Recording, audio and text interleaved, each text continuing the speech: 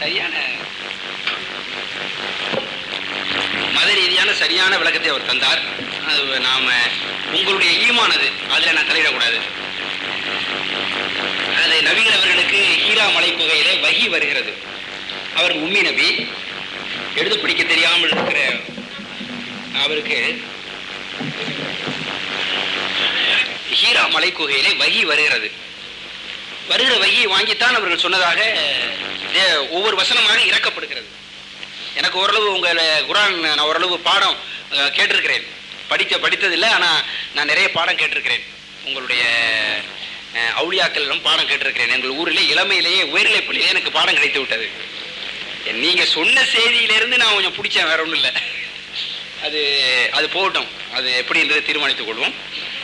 ஆனால் இன்னமும் என்னுடைய அழுத்தமான நம்பிக்கை, அதையும் சொல்லிடுறேன். கிறிஸ்தவ மதம் என்பது காலத்தால் அண்ணன், இஸ்லாம் மதம் என்பது காலத்தால் தம்பி. உங்க ரெண்டு பேருக்குள்ள வேறுபாடு இருக்கிறதா நினைக்கல. பின்னால பிரிந்து போய்விட்டீர்கள், இனிமே அந்த கதையை பேசி பயனில்லை. ஆனா உங்க ரெண்டு பேருக்குள்ள முரண்பாடு வருவதே ஒரு சரித்திர சோகம் என்பது என்னுடைய தனிப்பட்ட கருத்து. அது அப்புறம் இருக்கட்டும், அது கொஞ்சம் போனா இந்திய அரசியலுக்குள்ள வந்துருவேன், என்னுடைய வழக்கம். முதல் கேள்வி உங்களுக்கு வைக்கிறேன். முதல் கேள்வி, இது அன்றாட நடந்து கொண்டிருக்கிறது. பெரிய குற்றச்சாட்டு உங்கள் இஸ்லாம் மதத்தின் மீது வைக்கப்படுகிற மகத்தான குற்றச்சாட்டு. இப்ப பாகிஸ்தானுக்கும் இந்தியாவுக்கும் கிரிக்கெட் போட்டி நடக்குதுன்னு வச்சுங்க.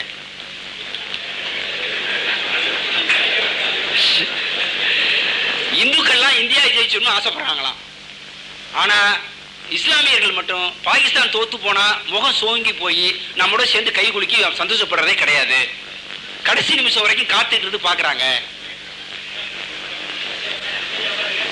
அப்படின்னு சொல்லி ஒரு வலுவான குற்றச்சாட்டு வைக்கப்படுகிறது. இந்த கேள்வியை எனது மகத்தான என் வழிபாட்டிற்குரிய மகான், இந்த தெருவிலேயே பச்சை பசடியில் வசித்த ஐயா கவி காமு ஷெரீப் அவர்களிடமே ஒரு நாள் இரவு நான் கேட்டேன். வீட்டில் அவர்கள் வீட்டில் 3 ஆண்டுகள் அவரோடு, அவர் வீட்டு பிள்ளை மாதிரி நான் தங்கி இருந்திருக்கிறேன் கவி காமு ஷெரீப் இடத்துல. அவர் வேறொரு விளக்கம் கொடுத்தார். அந்த விளக்கத்தை நீங்க கொடுக்குறீங்களா எனக்கு தெரியாது. இது தொடர்பாகவே இன்னொரு கேள்வி, ஏன்னா ரெப்படிஷன் மாதிரி இருக்கும், அதுக்காக சேர்த்து கேட்டுறேன்.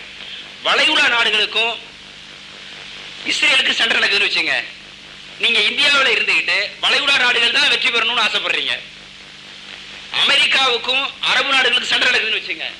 இந்தியாவில் இருக்கிற முஸ்லீம்கள் எல்லாரும் போல இந்தியர்களை போலத்தான் அந்த பிரச்சனையை அணுக வேண்டுமே தவிர அரபு நாடுகள் வெற்றி பெற வேண்டும் என்று ஆசைப்படுகிறீர்கள் என்று சொல்லி, ஆக இவர்கள் இந்தியாவில் வாழ்ந்து கொண்டே இந்தியாவுக்குரிய அரசியல் சட்டத்திட்ட நெறிமுறைகளை இந்திய மக்களுடைய நீரோட்டத்தோடு அந்த நாடி துடிப்போடு சேர்ந்து சிந்திக்காமல் விலகி நின்று மதத்தால் இந்த மண்ணிலிருந்து விலகி நின்று வாழ்கிறார்கள். இது சரியில்லை என்று சொல்கிறார்கள். உங்கள் பதில் என்ன?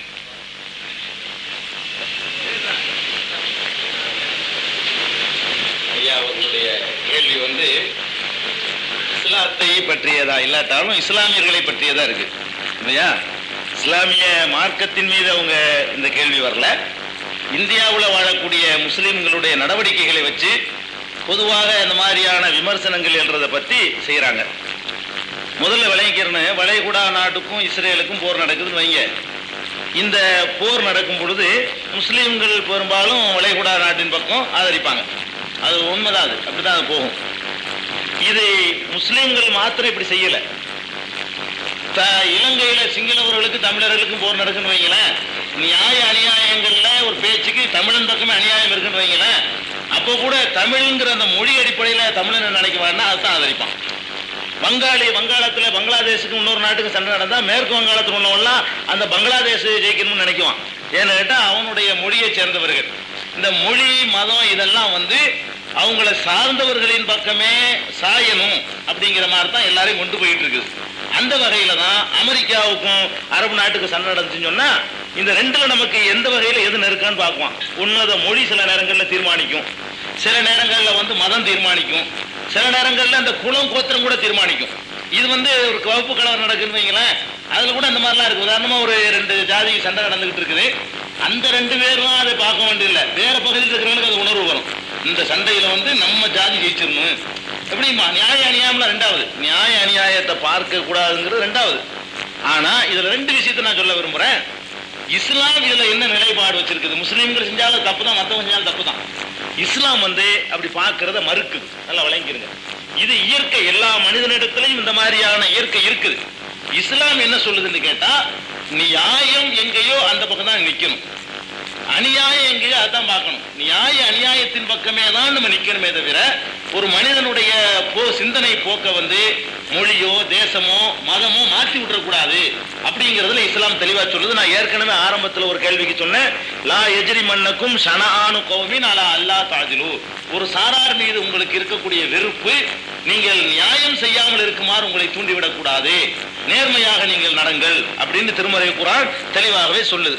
எந்த அளவுக்கு எனக்கு தெரியுதுன்னா, நான் ஒரு பாகிஸ்தானை சேர்ந்தவன் வச்சுக்கிறோம், பாகிஸ்தானுக்கும் இந்தியாவுக்கும் சண்டை. ஏன்னா பாகிஸ்தானை சேர்ந்தவன்டா தான் நான் சொல்லக்கூடிய உதாரணம் பொருள். அதுக்காக தான் பாகிஸ்தானை சேர்ந்த ஒரு முஸ்லீம்னா பாகிஸ்தானுக்கும் இந்தியாவுக்கும் யுத்தம் நடக்குது. அந்த யுத்தத்துல நான் சேர்ந்திருக்கிற அந்த பாகிஸ்தான் பக்கம் தான் தப்பு இருக்குது. அப்படி இருக்குமானால் பாகிஸ்தான்ல இருந்து கொண்டு முஸ்லீம் நாட்டில் முஸ்லீம் பிரஜையா இருந்து கொண்டே நான் இந்தியாவை ஆதரிக்கணும். இஸ்லாம் எனக்கு அதான் சொல்லுது. தேசத்தின் அடிப்படையில் கூட இதை தீர்மானிக்க கூட இஸ்லாம் சொல்லுது. தேசத்துக்காக கூட நியாயப்படுத்திடுவாங்க. பொதுவாகவே என்னன்னு கேட்டா தேசம் இல்லாம ரைட்டுன்னு நினைக்கிறாங்க. இஸ்லாம் அதையும் மறுக்குது. தேசங்கிற நம்மளா போட்டு ஒரு கோடு, அவ்வளவுதான். நம்முடைய பாதுகாப்புக்காக போட்டுக்கிட்டது. உலகத்துல துண்டு அப்படிலாம் படைச்சு வைக்கல. இந்தியாங்கிறது முந்தி இருந்த அளவுக்கு இப்ப இல்ல, குறைஞ்சிருக்குது. பாகிஸ்தான், பங்களாதேஷ், ஆப்கானிஸ்தான் சேர்ந்து இந்தியாவா இருந்துச்சு. அதுக்கு முந்தி இருந்த 1000 வருஷத்துக்கு முந்தி இருந்த இந்தியாவோட கூடியும் இருக்குது. கூடுது, குறையுது, மாறுது, மறையுது, பல மாதிரி இருக்குது. அதனால இந்த தேசங்கிறது நம்ம பாதுகாப்பு வச்சுட்டோமே தவிர நீதி ஒண்ணுதான் ஒரு மனிதன் பார்க்கணும். அதுதான் இஸ்லாம் சொல்லுது. நீதி அடிப்படையில இந்தியாவை சேர்ந்த ஒரு இந்துவே பாகிஸ்தான் ஆதரிக்கணும். சில நேரங்கள்ல இந்தியாவுடைய நிலைப்பாடு தவறாக இருந்தால், இந்தியாவுடைய நிலைப்பாடு தவறாக இருக்குமானால் அவன் இந்தியா நம்ம நாட்டு செய்யற எல்லா தவறையும் ரைட்டுன்னு சொல்லக்கூடாது. மனிதன் மனிதாபிமானம் தான் பார்க்கணும். மனிதாபிமானம் ஒரு நாட்டுக்கு மட்டும் சொந்தமானது இல்லை. மொழி அடிப்படையில் தமிழன் செஞ்சா கரெக்ட்னு சொல்லி வாதிடக்கூடிய போக்கு, மலையாளி செஞ்சா சரின்னு வாதிடக்கூடிய போக்கு, இந்தியக்காரன் எது செஞ்சாலும் சரின்னு வாதிடக்கூடிய போக்கு, ஒரு முஸ்லீம் செய்யற எல்லாத்தையும் சரின்னு வாதிடக்கூடிய போக்கு, இது எல்லாத்தையும் இஸ்லாம் வந்து தரமட்டமாகுது. இஸ்லாத்துக்கு உடன்பாடு கிடையாது. இஸ்ரேலுக்கும் வளைகுடா நாடுக்கும் போர் நடக்கும் பொழுது நான் கூட வளைகுடாவை ஆதரிப்பேன். அது இந்த நோக்கத்துக்காக இல்லை, இஸ்ரேலின் பக்கம் அநியாயம் இருக்குங்கிற காரணத்துக்காக வேண்டி நானே செய்யக்கூடாதுதான். இஸ்ரேல் வளைகுடா விஷயத்துல நான் என்ன செய்வேன், கண்டிப்பா இஸ்ரேல் பக்கம் அநியாயம் இருக்கு. திணிக்கப்பட்ட ஒரு நாடு, அது திட்டமிட்டு உருவாக்கப்பட்ட ஒரு நாடு, பெட்ரோல் வளத்தை கொள்ளையடிக்கிறதுக்காக வேண்டி அங்க ஒரு சிக்கலை உண்டாக்குறதுக்காக ஏற்படுத்தப்பட்டது அப்படின்னு நான் நினைக்கிற காரணத்தினால ஜெருசலம் எங்களுக்கு சொந்தமானது வந்து அபகரிச்சுக்கிட்டாங்கன்னு நினைக்கிறதுனால அந்த வகையில செய்கிறேன். ஆனா அதுக்கு மட்டும்தான் இல்லை, எல்லாத்துலயும் இந்த எண்ணம் வரும். தமிழன்கிறவன் தமிழன் எங்கேயாவது இருந்தாலும் அதான் நினைக்குவான். எங்கேயாவது ஒரு மொரிஷியஸ் தீவுல ஒரு தமிழர் ஜெயிச்சிட்டாருன்னு நம்ம பட்டாசு கொண்டாடுறோம்ல, அவர் யார் நமக்கு தெரியவே செய்யாது. அவர் தமிழை அவரே மறந்துருப்பாரு. பாரம்பரியத்தால் அவர் தமிழரா இருப்பாருங்க. ஆனா அவர் ஜெயிச்சுட்ட மொரிஷியஸ்ல ஒருத்தர் ஜெயிச்சுட்டாருன்னு நமக்கு சந்தோஷமா இருக்குது. தமிழன் மொழி நம்ம மொழிக்காரன் ஒருத்தன் வந்துட்டான் அப்படிங்கிறது. இது மனிதனுடைய இயற்கையில உள்ளது. இதையும் மாற்றணும், மனசு இதையும் பக்குவப்படுத்தணும் அப்படிங்கிற நம்ம நிலைப்பாடு. அப்புறம் கிரிக்கெட் விஷயம் சொன்னாங்க பாருங்க. இந்த விளையாட்டுங்கிறத பத்தி நமக்கு இப்படி ஒரு தீவிரமான பார்வை இருக்கக்கூடாதுன்னு தான் இஸ்லாம் சொல்லுது. விளையாட்டுங்கிறத வந்து விளையாட்டுல இல்லாம தேசபக்தி இருக்குது. பிரிட்டனை கூட நான் ஆதரிக்கலாம். நான் இந்திய குடிமகனா இருந்து கொண்டு, அதாவது இதுக்காக இருக்கக்கூடாது. பாகிஸ்தான்காரன் முஸ்லீம், அதனால அவன் ஆதரிக்கணும் என்பதற்காக முஸ்லீம்கள் செஞ்சாங்கன்னா அது தப்பு. அந்த மாதிரி போக்குல தான் இருக்கிறது, வாஸ்தவம் தான். அதனால அவங்க செய்யறாங்க. அதுக்கு வந்து இன்னொரு தரப்புல உள்ள காரணம் என்னன்னு கேட்டா, பாகிஸ்தான்காரனை விளையாட விட மாட்டோம்னு சொல்லி ஒரு தடுக்கிறான். அது ஒரு மதச்சாயம் பூசுறான் பாருங்க. இன்னொரு சைட்ல அதை உண்டாக்கி விட்டுட்டான். பால் தாக்கரை வந்துகிட்டு பம்பாய்க்குள்ள வர விட மாட்டோம், இந்தியாவுக்குள்ள பாகிஸ்தான் டீம் வந்து விளையாடக்கூடாதுங்கும் போது இது இந்த விளையாட்டுல போய் மதவெறியை காட்டுறானுவோ. விளையாட்டு தானே. ஆனா பாகிஸ்தானே இந்தியாவை ஜெயிச்சுட்டா இந்தியா தோற்று போச்சுன்னு அர்த்தமா? பாகிஸ்தானை வந்து இந்தியாவை ஜெயிச்சிருச்சு. 7 வீரர்களை ஜெயிச்சிட்டதுனால, விளையாட்டுல ஜெயிச்சிட்டதுனால தேசத்துக்கு ஒரு அவமானமும் கௌரவம் ஏற்பட்டு போயிருமா? இது ஒரு விளையாட்டு. இவன் இன்னைக்கு ஜெயிப்பான், அவன் நாளைக்கு ஜெயிப்பான். இதுல தூக்கி ஆகாவோன்னு பெருமைப்படுறதுக்கு ஒண்ணும் இல்லை, இதுக்காக தலை குனிஞ்சு போறதுக்கு ஒண்ணும் இல்லை. இது சாதாரணமா எடுத்துக்கலாம். சில நேரங்களில் இந்தியாவும் சிலோனும் விளையாடும் பொழுது எனக்கு சிலோன் டீம் மேல எனக்கு பெரிய அது ஜெயிக்கணும்னு நினைக்கலாம். இது இந்தியா டீம் தான் ஜெயிக்கணுங்கிறதே ஒரு குறுகிய கண்ணோட்டம் தானே. ஒரு நாடு என்ற காரணத்துக்காக விளையாட்டில் கூட அவனுடைய ரசனைக்கு கட்டுப்பாடு வரணுமா? எந்த டீமையும் அவன் ரசிக்கலாம்ல. வெளிநாட்டு படத்தை பார்த்து ஒருத்தன் ரசிக்கிற, தமிழ் படத்தை விட ஆங்கில படம் நல்லா இருக்குன்னு ஒருத்தன் சொல்லுவான். இந்தி படத்தை விட நான் ஆங்கில படத்தை விரும்பி பார்க்கிறேன்னு ஒருத்தன் சொல்லுவான். நீ எப்படி வெளிநாட்டு படத்தை நீ பாக்குறது? ஃபாரின் சாமான வாங்கி போடுறோம். பிரிட்டானியா, அந்த பிரிட்டன் பேர்ல வர பிஸ்கெட் வாங்கி தானே சாப்பிடுறோம். இந்தியா பேர்ல உள்ள பிஸ்கெட்டோட பிரிட்டானியா இருக்கா, பிரிட்டன் தயாரிக்கிறான். அது மாதிரி பொருள்களை எடுத்துக்கொண்டாலும் ஃபாரின் பொருள் இருக்குதா, சைனாண்டா கொடுங்க, தைவான் ஜப்பானா இருந்தா கொடுங்க, இந்தியாண்டா இது மாதிரி இருக்குல்ல. இதெல்லாம் ஒரு ரசனை. இதுல எல்லாம் தேசபக்தி அளக்கக்கூடாதுன்னு நான் சொல்றேன். விளையாட்டுகள்ல பொருள்களை உபயோகப்படுத்துறதுல இதுல எல்லாம் தேசபக்தி அளக்கக்கூடாது. நம்முடைய பாதுகாப்புக்காக செய்திருக்கிற ஏற்பாட்டுக்கு குந்தகம் விளைவிக்கிற விஷயம் இருக்கு பாருங்க. அதுல இந்தியாவுக்கும் பாகிஸ்தானுக்கும் ஒரு யுத்தமே நடக்குது. அந்த நேரத்துல பாகிஸ்தானுக்கு ஆதரவாக, பாகிஸ்தான்ல உள்ளவன் இந்த நாட்டுக்கு ஆதரவாக செயல்பட்டான்னா அது மாதிரி உள்ளது. தேசத்தினுடைய பாதுகாப்பை குலைக்கிறது, கலவரங்களை உண்டாக்குறது, தேசம் செதறுவதற்கு உரிய அளவுக்கு வன்முறைகளை தூண்டுற விதமா பேசுறது, இதுகள்ல எல்லாம் தேசத்தை காக்கணுமே தவிர விளையாட்டு என்பது ஒரு சாதாரணமா எடுத்துக்கணும். இவங்க போய் ஆட்டம் போட்டும் கடுமையா கண்டிக்கத்தக்கது. முஸ்லீம்கள் அப்படி பண்ணாங்கன்னு சொன்னா, ஆனா தமிழகத்துல அந்த மாதிரியான நிலைமை இல்லை. அவங்க சொல்லக்கூடியது வந்து வட இந்திய பெங்களூர்ல இந்த மாதிரி இடங்கள்ல சில நேரத்தில் நடந்திருக்குது. அதுக்கெல்லாம் காரணம் வந்து இவங்க அதை வந்து இந்து மதத்தினுடைய விளையாட்டு ஆக்குனாங்க. ஒரு சாரார் இந்தியாவுடைய கிரிக்கெட் டீமை இந்துவுடைய கிரிக்கெட் டீம் ஆக்குனாங்க. அவங்க அந்த மாதிரி ஆக்கி பாகிஸ்தான்காரன் வரக்கூடாது, நாங்க இந்துக்கள் ராஜ்யம், இந்துக்கள் ராஜ்யத்துல முஸ்லீம் எப்படி விளையாடுறதுன்னு சொல்லும் பொழுது இவனுக்கு என்ன செய்யும், இதுக்கு இஸ்லாம் இந்துங்கிறான்ல, நம்ம இவங்க ஆதரிப்போம். விளையாட்டை எடுத்துக்கிட்டு இந்தியா தோத்து போனதுக்காக வேண்டி ஒரு தடவை பண்ண அட்டகாசம் உலகமே சாதிச்சுமானா இல்லையா? கிரிக்கெட் ஸ்டேடியத்துக்குள்ளே நுழைஞ்சு அடிச்சு ஒரு அநியாயம் பண்ணாங்க, காட்டுமிராணித்தனம் பண்ணாங்க.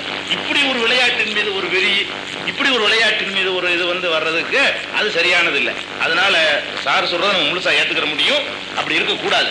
ஆனா அதுக்கு காரணம் என்னன்னா, இன்னொரு சைட்ல அப்படி பார்த்தது ஒரு காரணம், அதை நம்ம சொல்ல முடியும். இனிமே யாரும் அப்படி இருக்காதீங்க, அப்படி இருந்தா கூட.